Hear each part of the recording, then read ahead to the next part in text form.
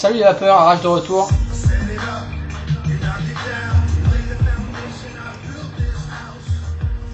Petite review matos ce soir, le 14 juillet, il est minuit 47.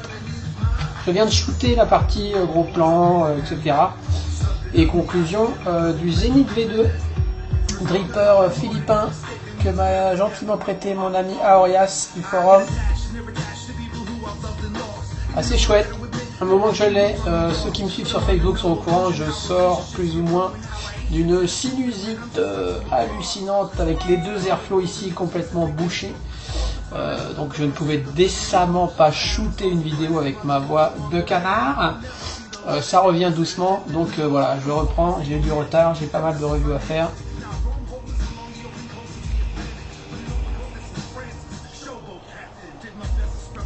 Donc après la victoire de Lineman, je me suis lancé dans cette petite review. Donc voilà, dripper philippin, assez connu, high-end, une centaine d'euros, avec son drip tip, vendu séparément, une centaine d'euros, une vingtaine d'euros, voilà.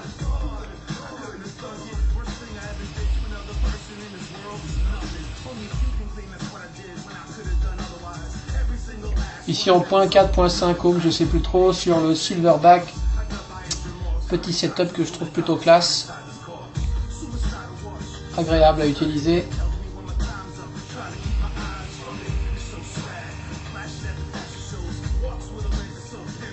On va faire genre, on va passer tout de suite en gros plan, à tout de suite.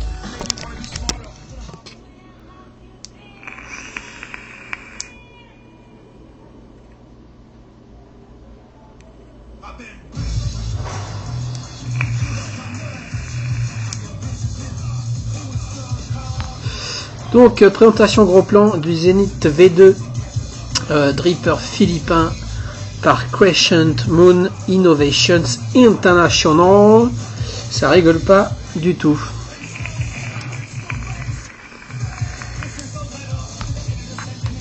Donc petit dripper en 22. Je vais baisser un peu le son. Il y a les feux d'artifice qui démarrent. Il est minuit moins 10, dans le 9.3 ils sont pressés de faire claquer les pétards, ça fait 15 jours que ça dure. Donc, ce Zenith V2, en stainless steel 304, avec une bague de réglage d'airflow en laiton, bague qui existe en noir, qui existe en cuivre, et je crois des couleurs un peu plus fantaisie, mais je suis pas sûr que ce soit les originaux. Je l'ai vu en sablé aussi, enfin bref, ainsi que les drip tips, on retrouve le même choix de couleur pour le drip tip. Drip tip vendu séparément, d'ailleurs je voulais aller voir le drip tip qui s'appelle le Z1, 2 secondes, 2 secondes, parce qu'on va commencer par ce drip tip. Drip tip qui s'appelle le Z1 drip tip, Z1 DT. Très gros drip tip, comment comparer par exemple à un drip tip classique. Voilà un énorme drip tip. Si on compare au 13 de Frenchy Fog qui est assez gros. Très long, très gros. Donc drip tip qui a pas mal de petits défauts qui moi m'agacent. Alors je sais pas si c'est le cas sur tous les batchs. Ce modèle vient de chez Schmovapes en Angleterre. Il y a un petit moment maintenant. Donc le drip tip est composé de 2 pièces. Une pièce colorée qu'on peut dévisser. Alors déjà, faut 3 plombes pour le dévisser.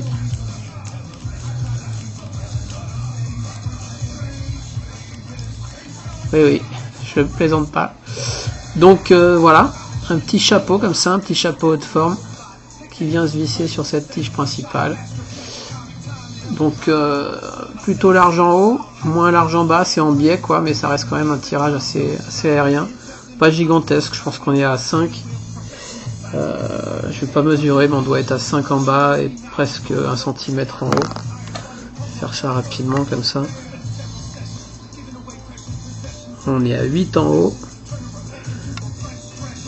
Et on est à 4,5 en bas en gros. Hein. Vite fait, drip tip qui coûte 19,90, là je le vois chez Wonderful Vap. Je crois que les prix sont à peu près similaires partout. On trouve du Crescent Moon en France chez Wonderful Vap, peut-être ailleurs, j'ai pas regardé en détail, je crois pas. Enfin bon, bref, chez Pink Mule, on le trouve aussi chez Schmo Vapes en Angleterre. Les prix ça se vaut à peu près. Hein. Donc 19,90 le drip tip. Je sais pas si c'est le même prix pour toutes les couleurs, je crois. Donc voilà, on a inoxydable, hein, toujours pareil, avec soit laiton, soit cuivre, soit SS, je pense anodisé pour le black, je sais pas trop. Donc voilà, donc ici la version laiton, qui vient donc se visser. Alors pourquoi ça vient se visser? Parce que j'ai vu nulle part où on pouvait racheter le capuchon de couleur seulement, donc je sais pas. J'ai une théorie, mais je suis pas sûr qu'elle soit bonne. Déjà on constate que le finish du bras c'est pas terrible, je l'ai codé là il y a 1 heure de temps pour qu'il soit beau pour la vidéo, mais je trouve qu'il y a des traits, c'est pas propre, c'est pas nickel. Ensuite le gros défaut pour moi c'est ce O-ring, alors je sais pas pareil si c'est le O-ring d'origine, Arias j'ai oublié de lui demander, je pense, hein. Et je pense pas qu'il y en ait en spare moins gros ou quoi. Et en fait déjà il est super chiant à mettre. Là ça passe parce qu'il y a un peu de jus. Il est assez chiant à retirer aussi, ça dépend hein. L'état de lubrification. Bon ça ok. C'est une première chose. Ensuite, pour moi il est quasiment impossible de le mettre flush avec la taux. Du fait que ce soit un seul O-ring plutôt gros. Je ne sais pas si ça va être flagrant ici. On voit pas vraiment de jour, mais rapidement il va sortir et on va laisser apparaître un jour entre le drip tip et la taux, ce qui moi me fait un petit peu chier. J'aime bien que les drip tips soient en place, clac, bien flush, ça bouge plus. Je pense qu'avec 2 O-rings ça aurait bien mieux tenu. Là on a un gros O-ring, donc le principe des O-rings, bah, forcément ça bouge quoi. Donc voilà, ça c'est pas top. Justement je me demande si le fait que cette partie là se dévisse, c'est pas pour le rendre flush, c'est à dire qu'on le dévisse, ça pousse le tout et ça rend flush, mais ça a tendance à sortir quand même, donc je pense pas que ce soit fait pour ça. Puis ça laisse un petit gap du coup ici qui est un peu gênant. Donc voilà, je sais pas, je suis pas fan de ce drip tip, je le trouve juste hideux, très gros, très moche, sauf qu'à l'utilisation en dripper il est super efficace et relativement agréable. Donc voilà, passer la surprise de la taille qu'il fait et d'un design somme toute plutôt basique, à l'usage il est quand même super bien. Donc voilà, vite fait pour le drip tip. Ce qui me dérange le plus c'est que ça soit chiant de le mettre flush.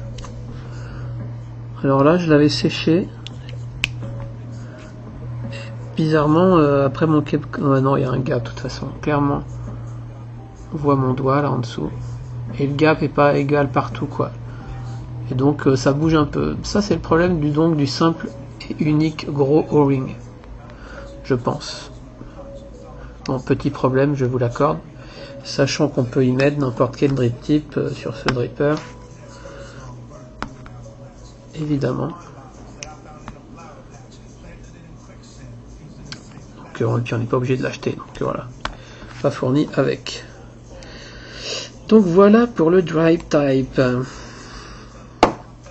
Passons quand même à la taux, chose la plus intéressante. Donc on voit, ici je suis sur le silverback, je trouve que ça fait un petit setup bien sympa. Je suis en point 4, point 5 ohm, je sais plus, en 350.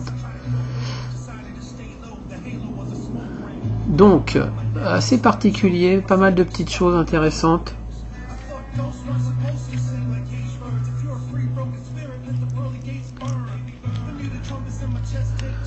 On va commencer par le bas. Donc, la base. Affublée d'une belle gravure, d'un croissant de lune. Donc CMII, Crescent Moon. International Innovations ou Innovations International, un numéro de série. Un pin, alors super, un pin en cuivre plaqué argent, donc ça c'est top. Et encore plus top, un pin ajustable. C'est-à-dire que ce n'est pas ce pin qui maintient le plot positif. Et je trouve, à titre personnel, que c'est trop rarement le cas sur Dripper. Un pin réglable, c'est quand même un pin réajustable, c'est quand même super sur un Dripper pour bien orienter les air rolls par rapport à son mode ou sa box et ne pas avoir des fuites de jus si le pin n'est pas ajustable et que le air roll se retrouve face à soi et quand on va, ça pisse par le air roll. Donc ça j'aime beaucoup. En plus cuivre plaqué argent, c'est juste top. Bon, le petit défaut des pins ajustables, c'est que bon, ok, on va le dévisser, puis quand on va venir visser sur le mode, quand ça fait contact, on va continuer à visser, ça va changer un peu son réglage. Ça permet de jouer quand même un petit peu, en tout cas mieux que si c'est pas ajustable. Par contre, vu qu'il est pas à moi, j'ai pas été jusqu'à démonter entièrement le plot positif, donc je sais pas trop comment le plot positif est maintenu dans la base. Je pense qu'il est fileté dans le filetage 510. Bon, il est isolé hein, avec un petit isolateur comme d'hab. En tout cas, il n'y a pas de prise pour un tournevis ici pour serrer une seconde vis. Donc je sais pas comment il est maintenu dans la base. On s'en fout. Donc bon point, premier bon point, le pin ajustable. Le plot ajustable. On remarque également que le top cap recouvre complètement la base. Ça c'est pas mal niveau design, c'est-à-dire que ça rajoute pas une bague en plus par rapport au top cap du mode. Ça peut être chiant, pour dévisser l'atto du mode. Ensuite, sur ce Zénith, on a un top cap, un extrême top cap vissable. Alors ça c'est pas mal. Qui vient bloquer la bague de réglage d'airflow. On y reviendra. Ce upper top cap, je crois que c'est le premier Atto Dripper qui a eu l'idée géniale de faire un sommet en Delrin comme ça. Ce qui fait que la chaleur qui est générée dans l'atto ne se propage pas au drip tip. Et donc ça c'est super bien parce que souvent on se brûle un peu les lèvres avec un drip tip sur Dripper, surtout en super ULR ou quoi. Et en chaîne vape, donc là ça réduit quand même énormément la propagation de la chaleur à la bouche quoi. Et ça c'est cool. Donc on a ce super petit top cap upper qui vient se visser. Cette pièce d'aileron on peut l'acheter en spare, je l'ai vu je sais plus où. Peut-être elle s'abîme, je vois pas bien comment, mais elle est juste vissée, je crois. Vissée dans le top cap, je me suis pas amusé à l'enlever. Mais ça doit se faire assez facilement. Si on a besoin de la changer. Voilà, tout ça est chouette et bien usiné. Petite pyramide comme ça, gentille. En dessous, on a donc la bague de réglage d'airflow, qui elle vient juste gentiment se placer par-dessus la chambre. Pas mal foutu, j'ai vu des mecs qui avaient des soucis avec des bagues dont les cyclopes étaient différents. Alors est-ce qu'ils ont chopé des clones ou est-ce qu'il y a eu des batchs foireux, je ne sais pas. Là je viens de la coder donc elle est bien brillante. C'est quand même un brass qui a tendance à très très vite ternir et très fort je trouve en même temps, c'est tout le temps en contact avec le jus. Donc voilà, je remarquais également que la fente n'est pas parfaitement centrée. On voit il y a plus d'écart ici entre là et la fente qu'ici. C'est léger, hein, mais si on la met dans un sens, on verra que les fentes coïncident pas au poil de fesses. Et je pense pas que ce soit volontaire. La différence c'est pas assez notoire pour que ça soit volontaire. Donc voilà, 2 trous cyclopes en vis-à-vis pour du dual coil. Ensuite on passe au cap principal, à la chambre, à tout ce que vous voulez. Avec donc une belle gravure zénith ici, assez profonde. Avec des bords très arrondis, je sais pas comment ils ont gravé ça. C'est plutôt bien foutu. Chouette, avec au-dessus le trou pour le single coil. Ça veut dire qu'à l'opposé du logo, il n'y a pas de trou. Donc si on met la bague d'Airflow ouverte au-dessus du logo,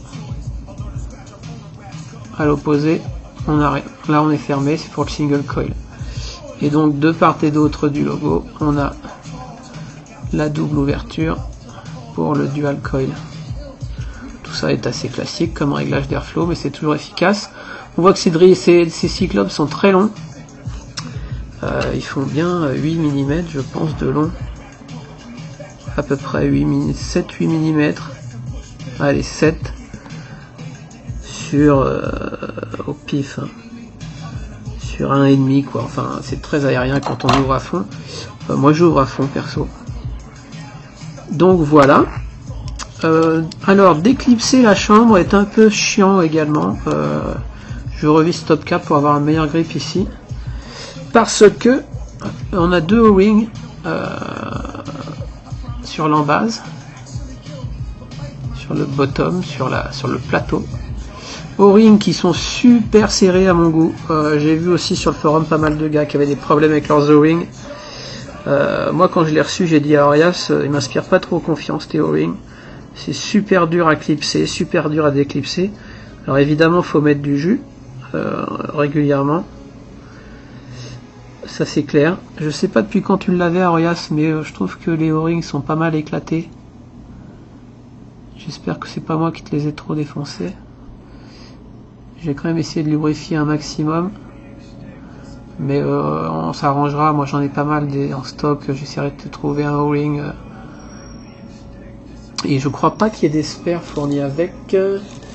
J'ai la boîte quelque part. J'ai la boîte ici, tiens, que j'aurais pu montrer en gros plan. Crescent Moon, Innovations International, Facebook, Group, tout ça. Une petite boîte plutôt cheap, hein. Mais bon, on s'en tape. Qu'est-ce qu'on a là-dedans? On a un petit autocollant super. On a un certificat, une carte dite d'authenticité avec le numéro de série qu'on retrouve ici, avec un logo, et là voilà l'adresse Facebook à nouveau. Je vois pas de O-ring, mais je sais pas si Aorias en a eu dans sa boîte d'origine. Je crois que la clé Allen, elle, est fournie. Il me l'avait pas mis, mais parce qu'il savait que j'en ai tout un tas. Clé Allen pour les vis de serrage des coils. Donc j'en étais où? Sur ces 2 O-rings que moi je trouve personnellement un peu voilà. Franchement, si on met rien, on se dit c'est pas possible, ça va pas y aller, il y a un truc qui gêne quoi. Alors bon, je vais mettre un peu de jus.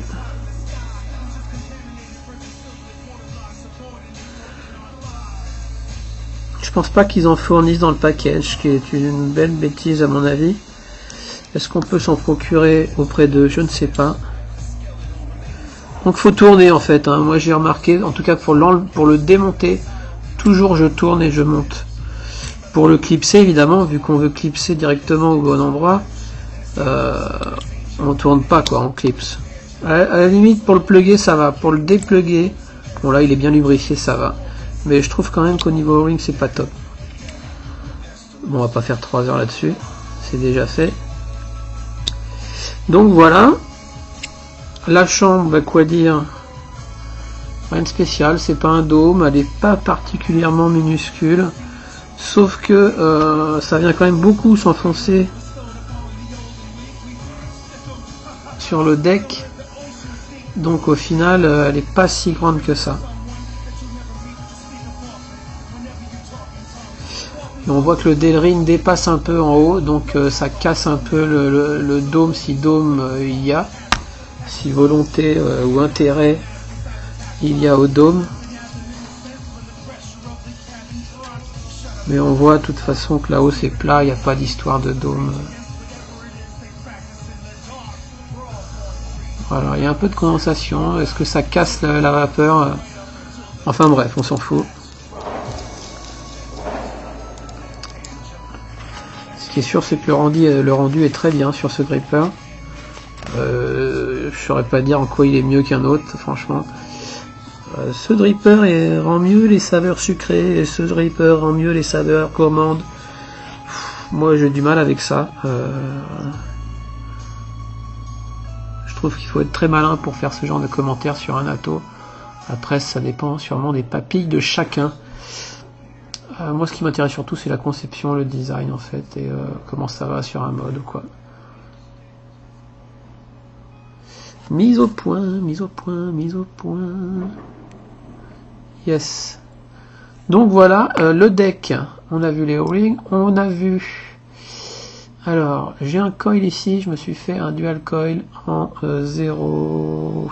je sais plus, ça doit être du 0,30 sur du 1,5, donc assez long, il doit y avoir 12 tours je crois. Pourquoi? Parce que je voulais profiter à un max de l'arrivée d'air.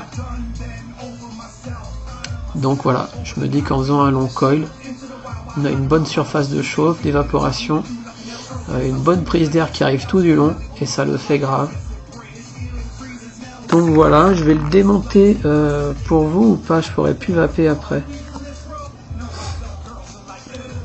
Je vais peut-être essayer de vous montrer sans le démonter. Ce qui est très intéressant dans ce dripper également.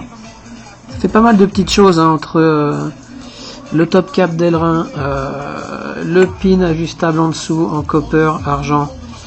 Pas mal de petites choses, notamment les deux plots négatifs qui, contrairement à beaucoup de drippers, ne sont pas enfichés dans la base et souvent soudés ou rentrés en force et pas forcément très viables. Ici ils sont usinés dans la même masse que le deck, c'est à dire que ces deux plots là, celui-là extérieur et celui-là, sortent du même bout de métal que le deck. Alors ça va pas être évident à voir, mais c'est assez assuré, c'est un fait et c'est vachement bien.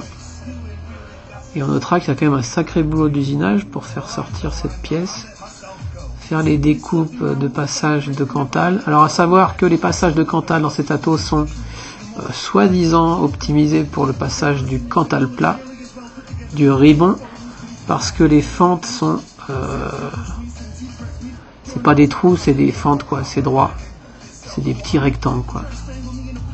Donc c'est vrai que ça aide pas mal, surtout au milieu pour passer deux Cantal plats quand on fait du dual coil, on les empile, ça passe dans la fente. Toujours mieux que d'avoir un rond qui est souvent assez petit.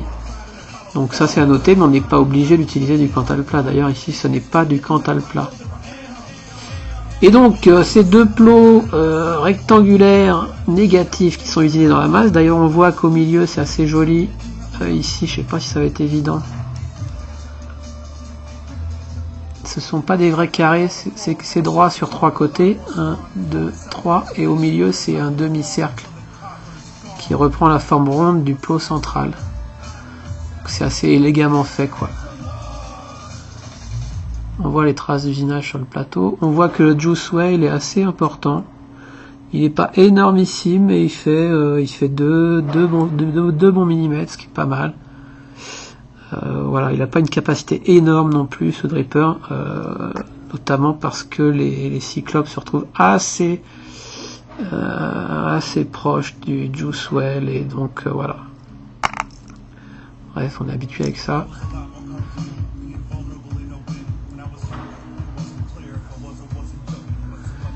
voilà quoi d'autre sur ce deck. Donc le plot central positif est rond. Tout ça marche avec des clés Allen de je sais pas combien, clés Allen tout à fait classiques. Hein.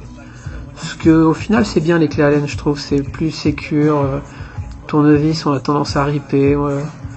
Bon, moi j'aime bien la clé Allen.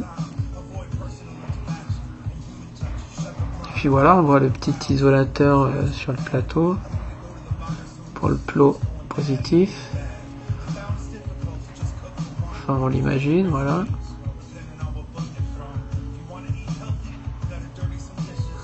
Donc moi je trouve quand même qu'au niveau finition il est assez irréprochable, si ce n'est donc les O-rings peut-être mal pensés, un peu épais, je sais pas. Pourtant ils sont fins, hein, c'est des O-rings très fins qui ne dépassent pas trop. Alors est-ce que c'est plutôt le cap qui est usiné un poil serré? Alors on voit que le cap, juste pour finir, parce que je remarque ça, il y a une petite lèvre, une petite rigole en bas ici. Petite butée qui vient en butée sous les O-rings ici. Recouvrir, finir le lato et faire la jonction avec le mode. Donc j'ai massé quand même ce design sans base supplémentaire à lato quoi. Top cap qui vient vraiment faire la robe par-dessus, clac. Donc voilà, je crois qu'on a fait le tour. De quoi je voudrais parler, je vais remettre mon coton.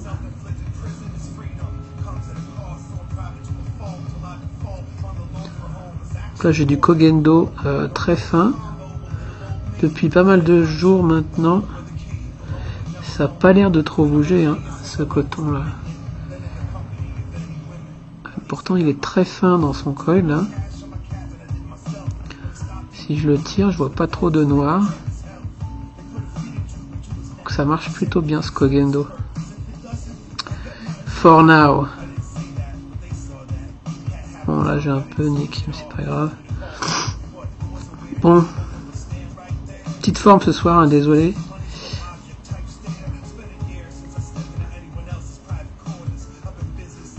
Je lutte contre les microbes. Donc voilà. Donc on remet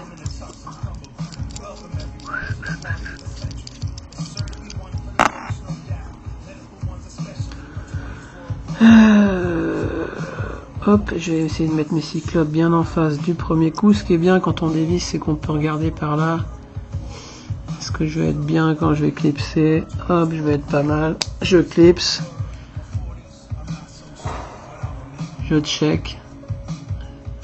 Celui-là semble parfait. Toujours faire un coil symétrique et celui-là n'est pas parfaitement symétrique, mais bon, ça ira bien. Les fentes sont un poil étroites pour bien apercevoir le coil à travers.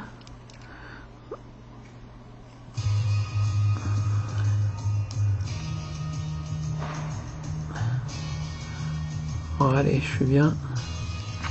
On remet sa bague. Alors, quel sens? Est-ce que je vais pouvoir vous montrer ça, que c'est pas symétrique?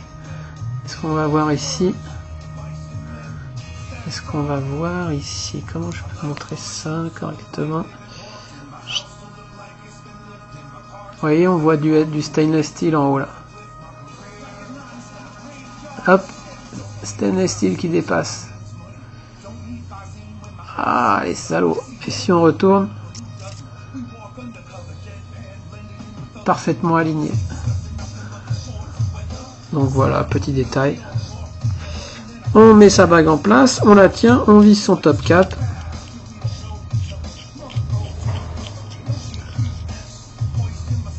Évidemment, quand on finit de serrer, ça a tendance à tourner un cran de plus la bague, donc il faut plutôt la mettre un peu en retrait et finir de serrer pour la... Et hop, ça la place parfaitement, sauf que je viens de tourner tout mon top cap maintenant. Donc dévissage, hop, tournage, tirage et replaçage.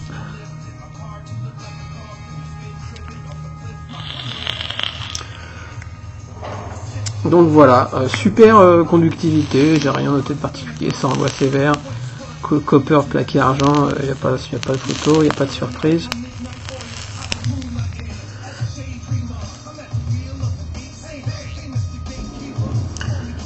Un peu de juice.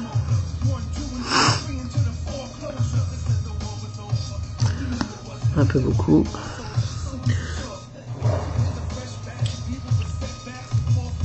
Hop là.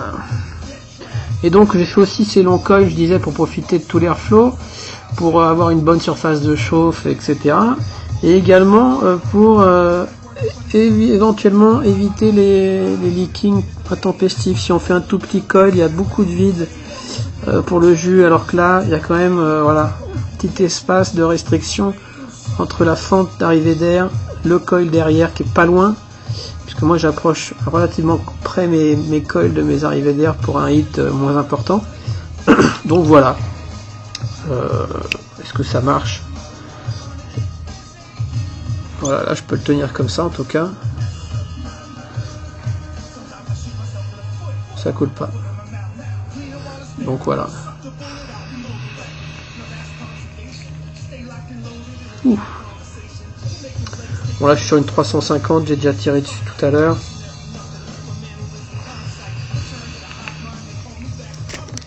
On va repasser sur ma face. Ma face de malade. Malade.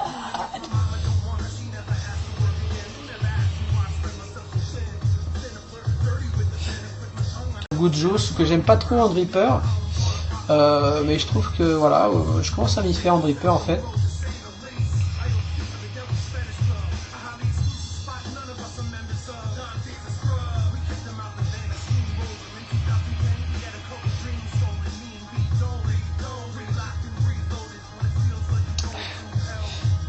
J'ai encore un peu mal à la gorge aussi. Bon, qu'est-ce que je voulais dire? Le tirage, malgré les deux énormes cyclopes, c'est pas non plus hallucinant quoi.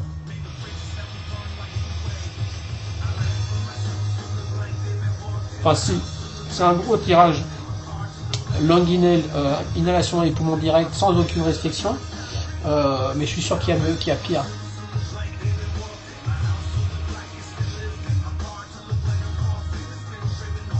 Alors c'est bien quand même. Évidemment, on n'est pas obligé de complètement ouvrir. On peut fermer à moitié, on peut laisser un tout petit trou de chaque côté, on fait ce qu'on veut. On peut faire single coil avec un tout petit trou et une super saveur.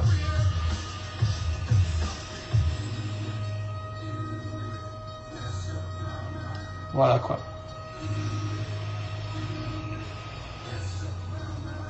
Moi ce que j'aime bien c'est que la vapeur est pas trop chaude, donc avec ce Delrin qui isole, ça c'est vachement bien. D'ailleurs on commence à retrouver ça sur pas mal d'atos. Là j'attends Mephisto qui reprend pas mal de petites choses du Zénith.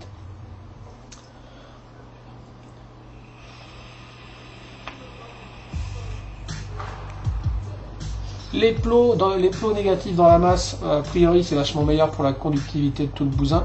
Donc voilà, niveau patate, cet ato il est top.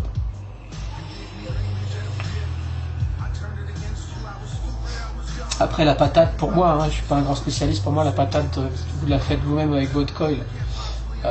Moi je descends pas sous les 0.3 ohms, à 0.3 ohms j'ai une patate, voilà, je suis à 0.4, 0.5. Mais je descends, quand je veux descendre, je descends à 0.3 et quel que soit l'ato, le mode, la conductivité du mode ou quoi, j'ai une patate de ouf.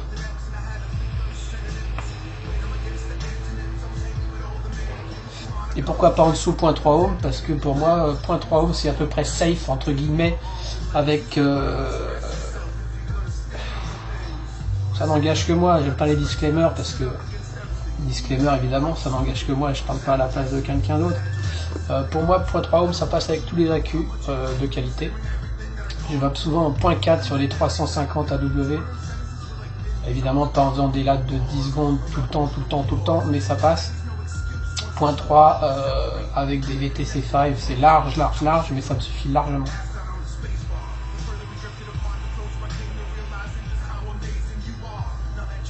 Donc j'ai pas encore joué à descendre à 0.1 comme certains, je vois pas trop l'intérêt. Sûrement ça en a un. Je vais essayer de rester, mon petit conseil à l'arrache, essayer de rester à 0.3, 0.4, 0.5.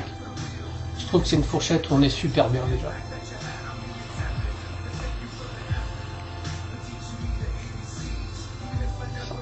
Donc voilà, merci Orias, merci beaucoup de me l'avoir prêté, ce Zénith, il est très chouette.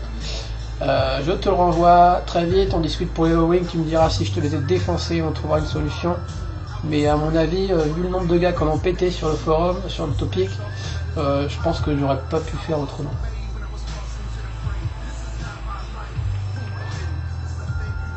Promis, je les ai bien lubrifiés. Et ils sont pas encore niqués, hein, mais ils sont un peu cratchés quoi. entre ci deux là.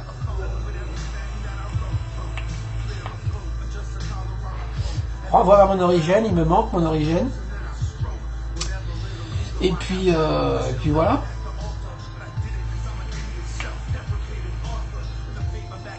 J'ai pas parlé du prix. J'ai pas parlé du prix du Zenith V2. En gros, on le trouve à 90-95 euros avec ou sans frais, plutôt sans frais de port. Donc on va compter 100 euros à peu près partout avec les frais de port, ce qui est cher. On connaît le high-end.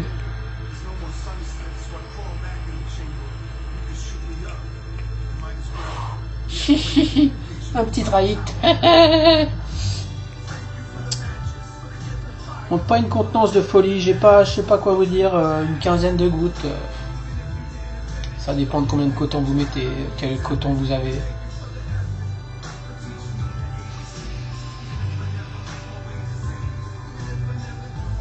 Donc voilà.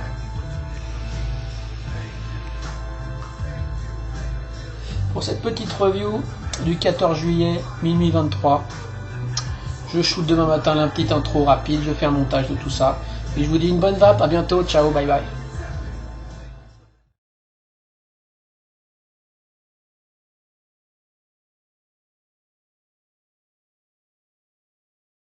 Like, like, like, like, like, like, like, like, like, like, like, like, like, like, like, ah, like, yeah,